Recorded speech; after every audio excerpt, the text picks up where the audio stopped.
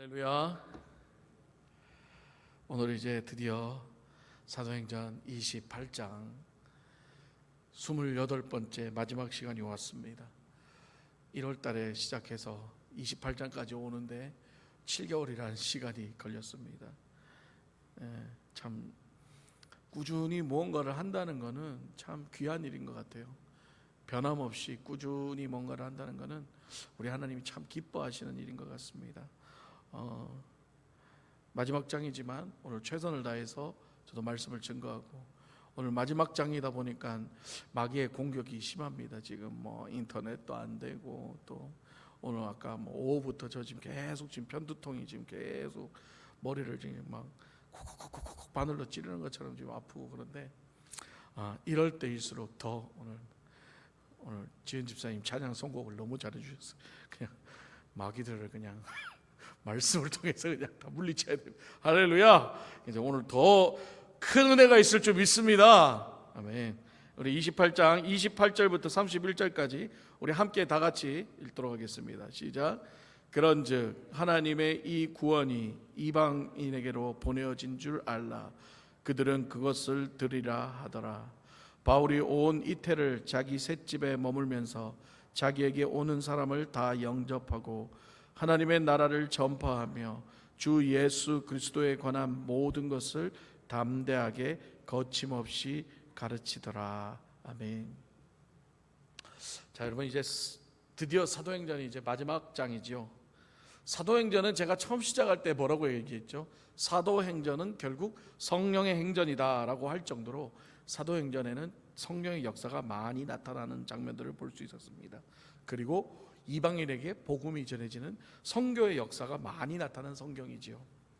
사도행전을 한마디로 딱 요약하라 그러면은 뭘까요? 복음입니다. 그래서 오늘 말씀의 제목이 사도행전은 복음입니다 라고 정했습니다. 자, 드디어 오늘 본문은 사도 바울이 우여곡절 끝에 로마로 입성하게 됩니다. 사도 바울이 그 험난한 선교 여정 속에서도 포기하지 않고 죽음을 무릅쓰고 끝까지 로마로 올 수 있었던 것은 바로 바울에게 나타나서 말씀하신 성령님의 음성과 성령님의 명령과 계시를 믿었던 것이죠. 그래서 사도행전 23장 11절에 보면 담대하라, 네가 로마에 가서도 증거하여야 하리라 라고 성령이 말씀하셨고, 지난 시간에 27장 24절에 두려워 말라, 네가 가이사 앞에 서야 하리라, 성령님의 음성이었죠. 바울이 가이사에게 항소를 하지 않고 거기를 가지 않았더라면 자유를 얻었을 것입니다. 그래서 사도행전 26장 32절에 이렇게 얘기하죠. 이에 아그리빠가 베스도에게 이르되 이 사람이 만일 가이사에게 상소하지 아니하였다면 석방될 수 있을 뻔하였다 하니라. 그렇습니다. 사도 바울은 자기의 목숨보다 성령님의 계시와 명령을 지키는 것이 더 소중했다는 거죠. 그리고는 기꺼이 주저하지 않고 폭풍과 풍랑과 그 험한 시련들을 다 헤치고 로마로 입성합니다. 그리고 그곳에서 하나님의 복음을 담대히 전하고 2년간 옥중 생활을 하면서 또 그 옥중 안에서 또 옥중 서신들을 쓰고 결국은 마지막엔 산채로 목베임을 당하고 순교를 하게 됩니다. 자신이 죽을 것을 알면서도 성령님의 명령하여 순종하여 로마로 왔던 바울의 믿음의 근거는 무엇이었을까요? 그건 바로 복음이라는 것이었습니다. 그가 다메섹 동산에서 들었던 예수의 음성, 그리고 그 사건을 통하여 만났던 성령님, 그것이 바로 그가 평생 자신이 쌓아왔던 명예와 학식과 재산과 모든 것들을 배설물로 여길 정도로 여기고 복음을 위해 목숨을 바칠 수 있었던 믿음의 근거였다는 걸 우리는 지금까지 사도행전을 통하여 볼 수 있었습니다. 예수를 버리고 도망했던 제자들이 성령을 받고 복음을 깨달은 뒤 그들의 삶은 복음을 위한 삶으로 변화되었고, 그 복음을 영접한 성도들은 자신들의 소망을 하늘에다 두고 이 땅의 물질과 명예 모든 것을 내려놓고 복음을 전하기 위해 살았던 내용이 지금까지 저와 여러분이 보았던 사도행전 1장부터 28장까지의 말씀의 내용이었습니다. 사도행전 강해를 마무리하면서 많은 생각을 했습니다. 자, 이제 사도행전은 끝났는데 우리 성도들은 이제 더 이상 무엇을 바라보고 있어야 될까? 그러면서 많이 설교를 준비하며 고민하는 가운데 성령님의 음성이 있었습니다. 저와 여러분의 마음에 복음이 심겨져 있는가를 확인하라 라는 거였습니다. 과연 우리도 복음을 영접한 사람일까요? 그렇다면 우리의 삶은 어떻게 살아가야 될까요? 우리가 살아가는 목적이 무엇이 되어야 할까요? 사랑하는 여러분, 2000년 전 사도행전의 스토리가 남의 스토리로 여기시면 안 됩니다. 지금도 성령님은 동일하게 우리의 마음속에 역사하시며 우리의 살아갈 목적을 말씀해 주고 계십니다. 복음을 영접한 우리의 살아갈 목적은 사도행전의 사람들과 동일하게 우리도 복음을 전하고 복음을 살아내야 된다는 것입니다. 저와 여러분이 성령으로 변화되었다면 우리는 반드시 복음을 살아내야 되고 복음의 통로가 되어야 합니다. 가정에서부터, 직장에서, 사업터에서, 학교에서 우리는 열심히 우리의 인생을 살고 있지만 그 삶 속에서 반드시 복음을 살아내야 합니다. 왜냐하면 그것이 바로 예수 그리스도를 믿는 그리스도인들의 본분이기 때문입니다. 그래서 예수님은 마태복음 28장 18절에서 20절에 이렇게 우리에게 말씀하십니다. 함께 보겠습니다. 예수께서 나와 말씀하여 이르시되 하늘과 땅의 모든 권세를 내게 주셨으니 그러므로 너희는 가서 모든 민족을 제자로 삼아 아버지와 아들과 성령의 이름으로 세례를 베풀고 내가 너희에게 분부한 모든 것을 가르쳐 지키게 하라. 볼지어다 내가 세상 끝날까지 너희와 항상 함께 있으리라 하시니라. 아멘. 예수님이 하늘로 승천하시면서 성령을 보내시기 전에 우리에게 명령하신 것이었습니다. 결국 내가 세상 끝날까지 너희와 항상 함께 있으리라 라는 예수님의 이 말씀은 성령이 우리에게 임하면서 이루어졌다는 사실이죠. 그러면 성령이 우리에게 임했다는 사실은 우리에게 복음이 들어왔다는 거예요. 그럼 우리가 해야 될 일이 뭘까요? 주님이 가르쳐 주신 그 분부한 모든 것을 가르치고 지켜 행하게 해야 된다는 거예요. 예수님이 우리에게 말씀하신, 예수님이 분부하신 모든 것을 가르치고 지키게 하는 그것들을 하나로 압축한다면 그것이 바로 복음이라는 것이죠. 이 복음을 사람들에게 가르치고 지키게 하라고 우리에게 명령하셨다는 사실입니다.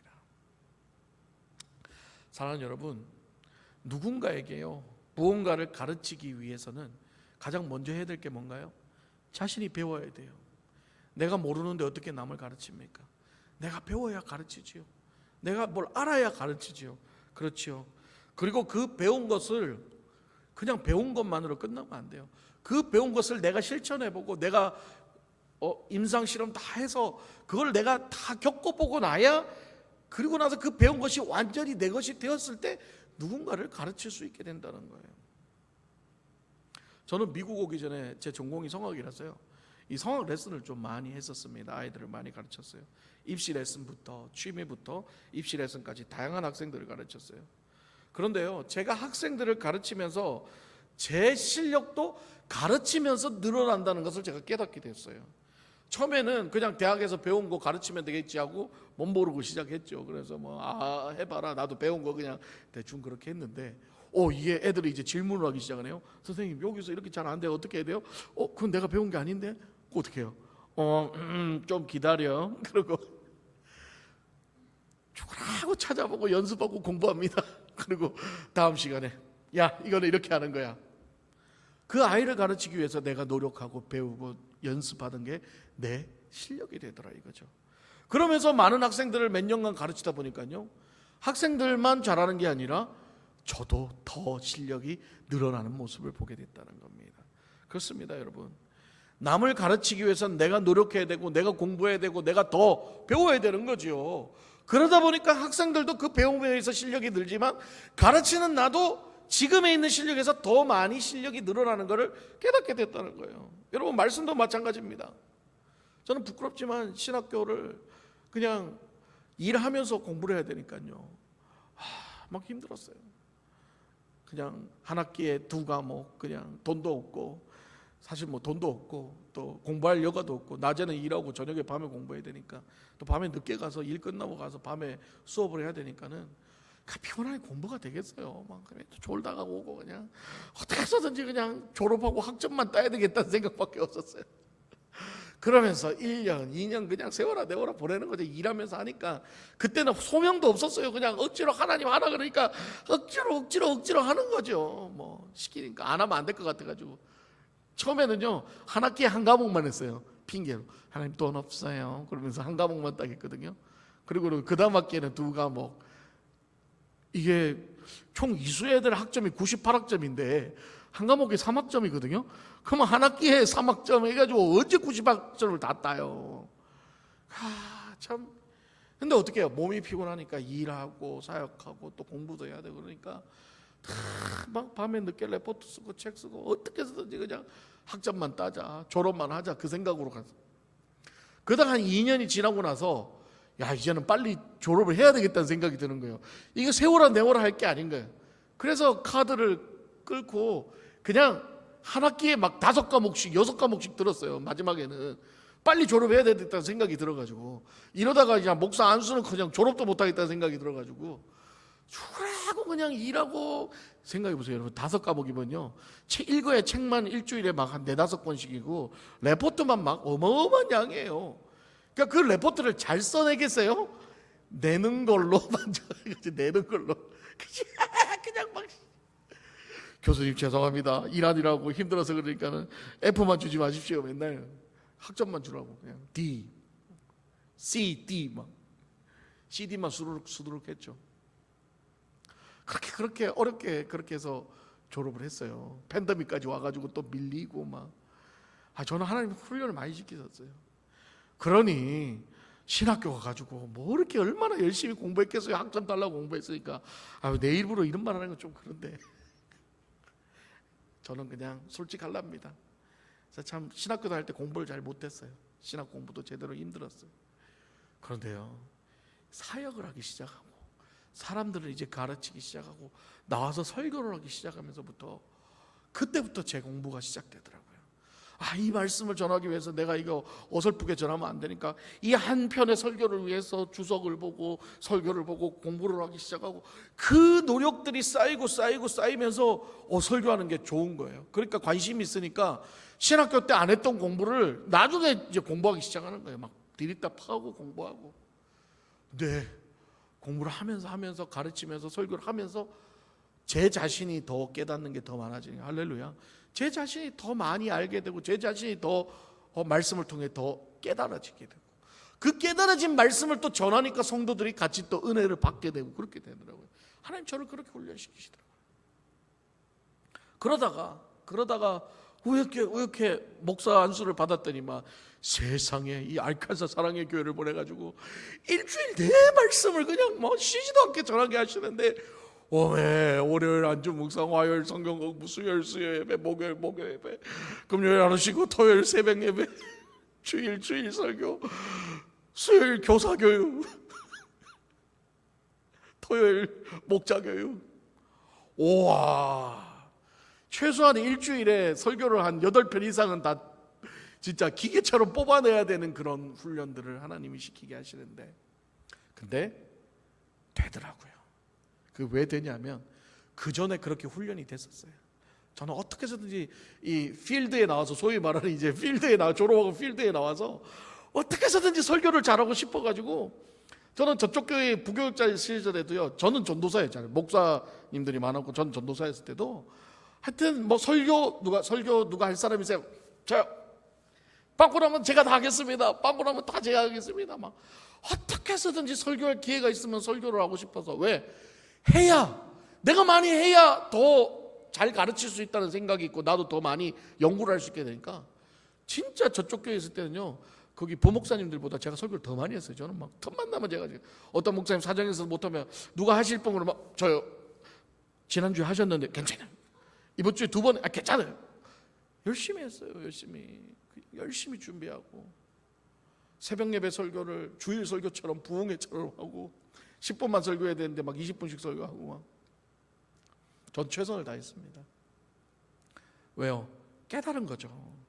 신학교 다닐 땐 몰랐는데 이제는 필드에 나와서 성도님들과 함께 나누면서 말씀을 나눌 때 내가 은혜 받고 내가 어떻게 설교를 죽쓰면 우리 성도들이 진짜 힘들어지겠다는 걸 아니까 책임감이 그만큼 무거워지니까 열심히 했어요. 그런 습관들이 되니까 제가 이 목사 안수 받고 2달 돼서 담임 목사 와가지고 여기 와서도 그게 되는 거예요, 여러분. 안 되시는 분들은요, 제 친한 목사님들 중에 한 분은 한 편 설교하는데 일주일 걸린다 그래요. 그래서 나는 담임 목사 못하겠다 그렇게 말하시는 분들 많아요. 담임 목사하면 최소한 3번은 해야 되니까 기본적으로 수요 예배, 토요 예배, 주일 예배는 해야 되니까. 그런데 저는 하나님 그렇게 훈련을 시키셨어요. 근데요, 그게 성도님들만 은혜 받는 게 아니라 저도 제가 은혜 받게 돼요. 저도 제 설교를 듣고 피드백을 가지고 또 다시 또 고치고.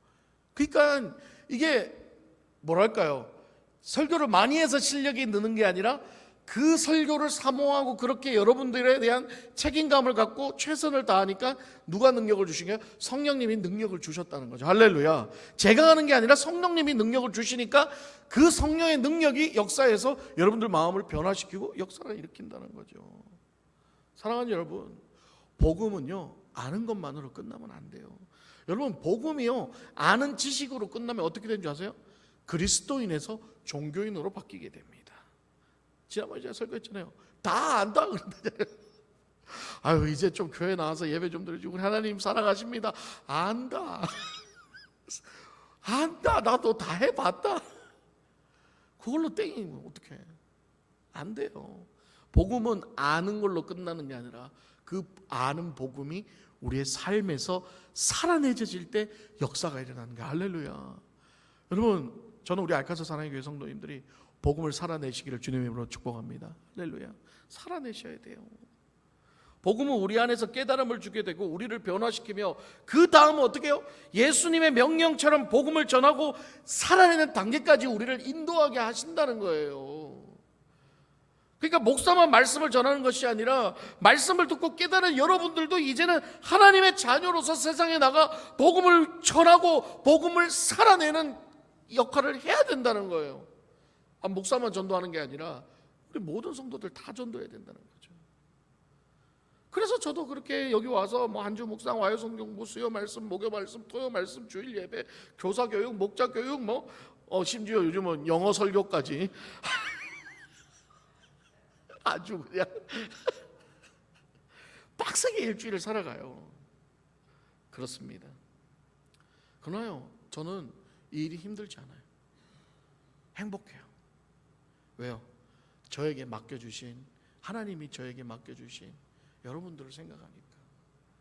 1차적으로 뭐가 감사하면 저 같은 사람을 하나님의 자녀 삼아주신 게 감사하고, 2번째는 저 같은 사람을 목사 만들어주신 게 감사하고, 3번째는 저 같은 사람에게 이렇게 사랑스러운 알칸사 사랑교회 성도님들을 붙여준 거예요. 너무 감사해서. 어떻게 대충 할 수가 있어? 어떻게? 언제 주님 부르실지 모르는데 최선을 다해서 말씀 전하고 성도들 섬기고 말씀을 살아내야죠. 여러분, 제가 늘 말씀드리지만 강단에서의 말씀이 힘을 발휘하고 능력이 있으려면요, 여기서만 끝나는 것이 아니라 강단에 내려와서 그 말씀을 목사도 살아내야 되는 거예요. 목사가 살아낼 때 그 말씀이 여러분들에게 역사하는 거예요. 그냥 여기서 뻔질하게 말만 잘하고 막 유창한 말로 여러분에게 복음을 전한다고 여러분들 마음 절대 변하지 않습니다. 그러면 우리 유튜브에 유창한 설교들 들으면 맨날 들으면서 은혜 받고 눈물 절절 흘리고 변화 받아야죠. 그렇게 되던가요? 안 되지요.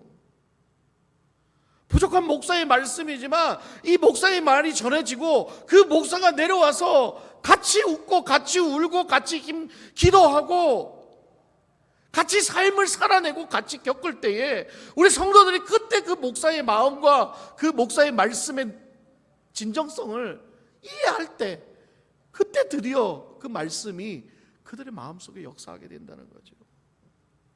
여러분, 복음도 마찬가지입니다.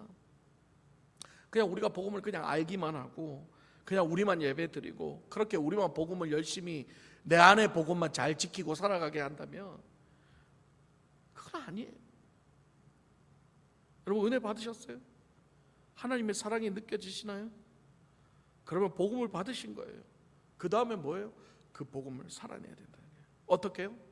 날마다 주시는 말씀을 통하여 깨닫고 기도하고, 그리고 그 깨달은 말씀을 삶 속에서 또 행동으로 옮기려고 몸부림치고, 그리고 당장 내 가족부터 회사, 학교, 사업도 모든 곳에서 내가 들은 말씀을 실천하고 살라고 노력해야 되는 거예요.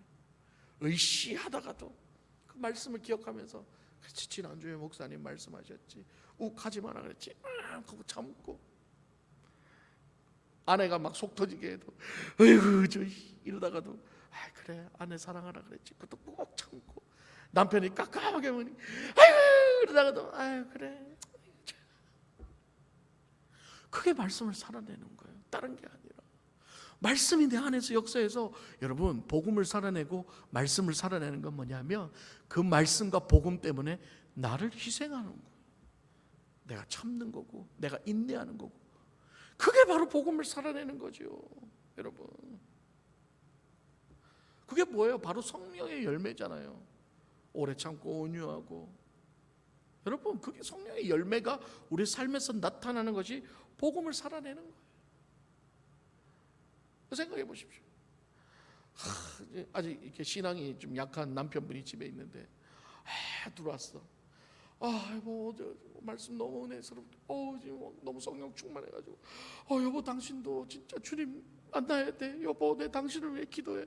여보 사랑해. 여보. 그러고는 이제 다음날 아침에 눈 떴는데 이제 남편이 빨래를 양말을 뒤집어서 세탁기 딱 나는데 딱,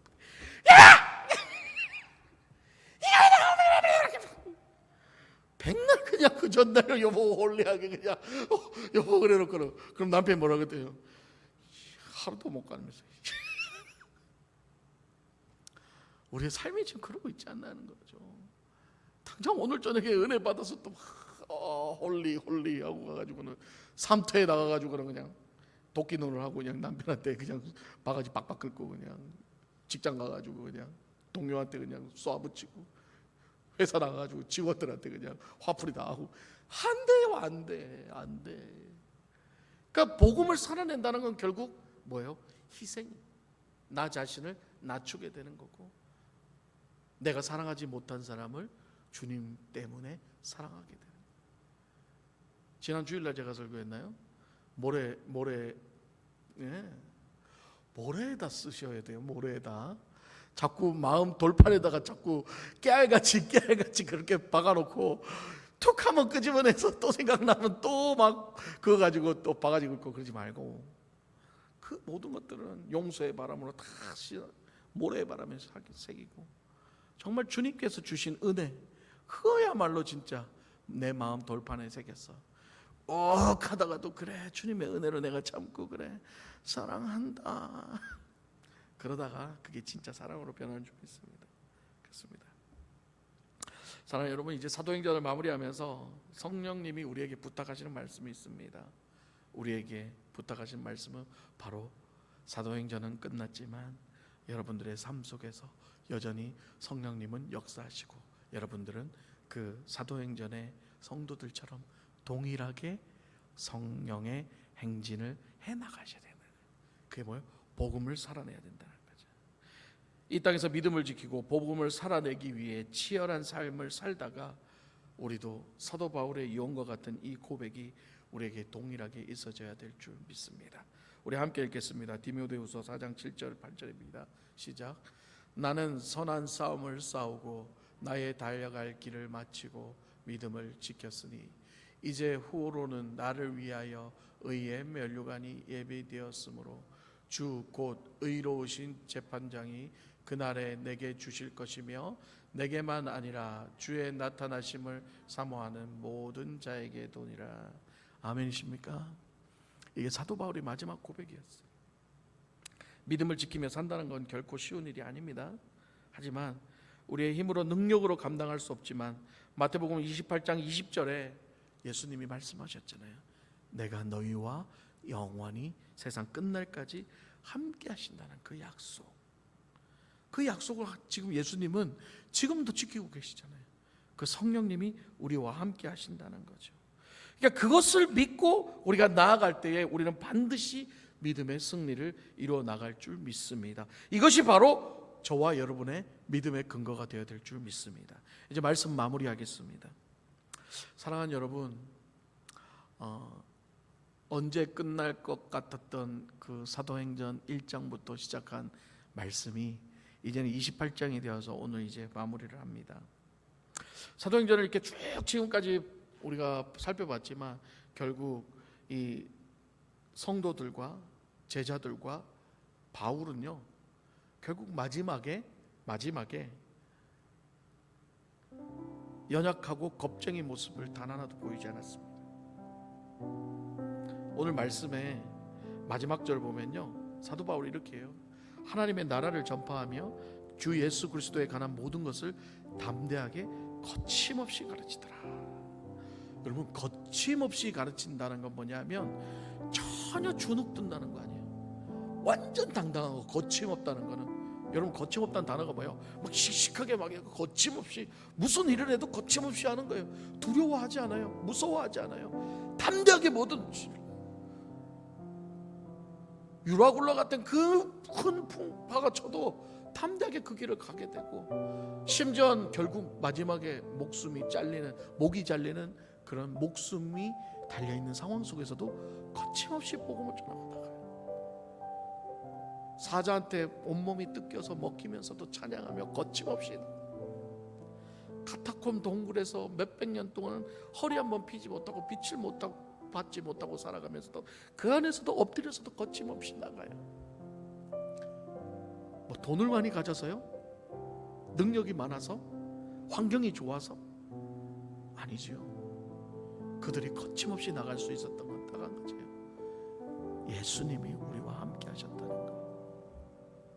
성령님이 지금 우리와 함께 하신다는 그거 하나. 여러분, 그게 우리의 복음의 근거가 될 줄 믿습니다.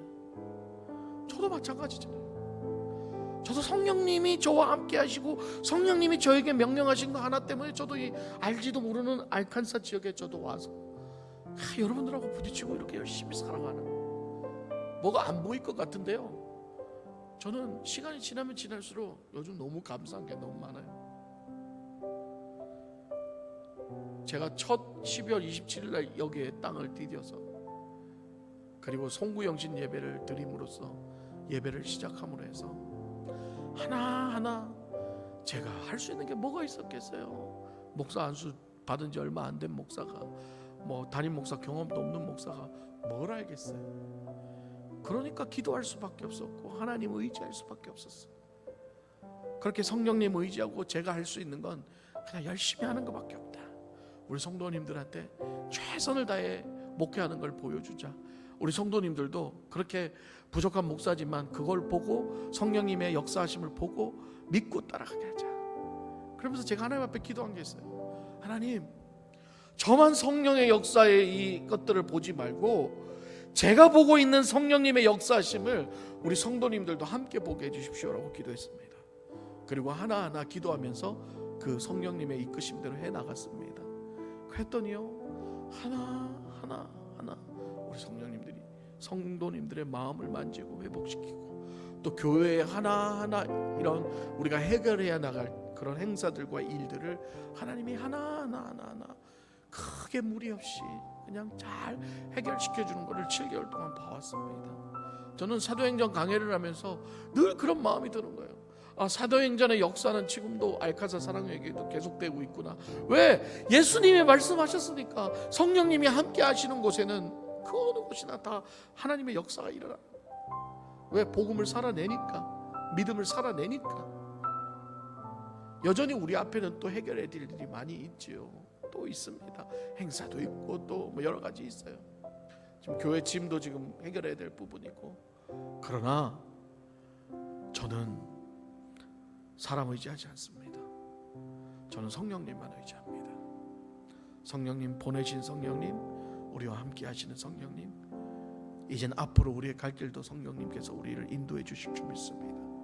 사도행전의 28장은 오늘로서 끝나지만 우리 사도행전 29장, 사도행전 30장, 사도행전 31장은 우리 알카사 사랑의 교회에서 계속 써나갔으면 좋겠어요.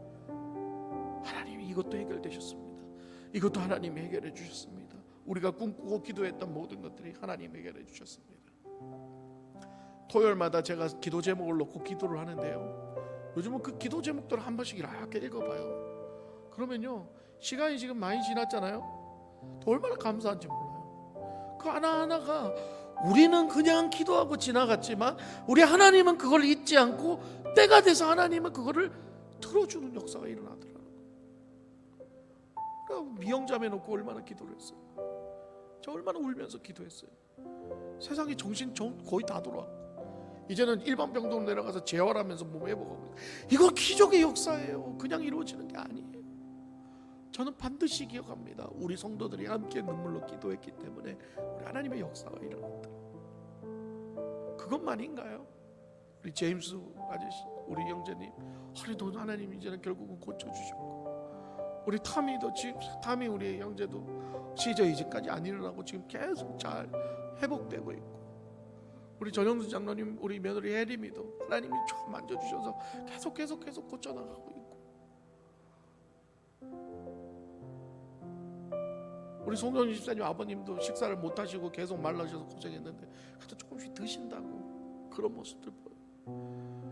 우리는 그냥 기도하지만 우리 하나님은 우리의 기도를 그냥 헛되로 들어주지 않아요. 우리가 진실되게 기도한 것은 우리 하나님 다 기억하고 계신다는, 여러분 기도밖에 없습니다.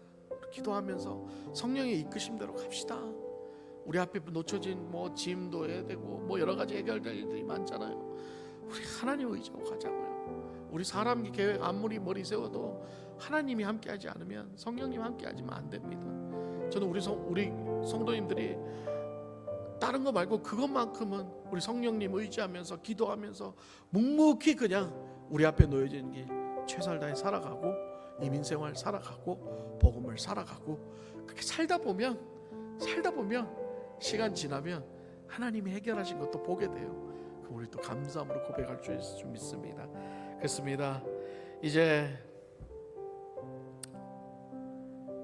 그냥 마음이 좀 그렇습니다. 사도행전 28장이 이제 끝나고 또다시 또 다른 말씀을 또 준비해야 되겠지만, 이 28주간에 함께했던 이 사도행전의 말씀 여러분 꼭 기억하시고, 우리 성령의 역사가 우리 알카사 사랑교회도 동일하게 사도행전의 역사를 쓰는 역사로 일어나기를 주님의 이름으로 축원합니다. 함께 찬양하며 나가겠습니다.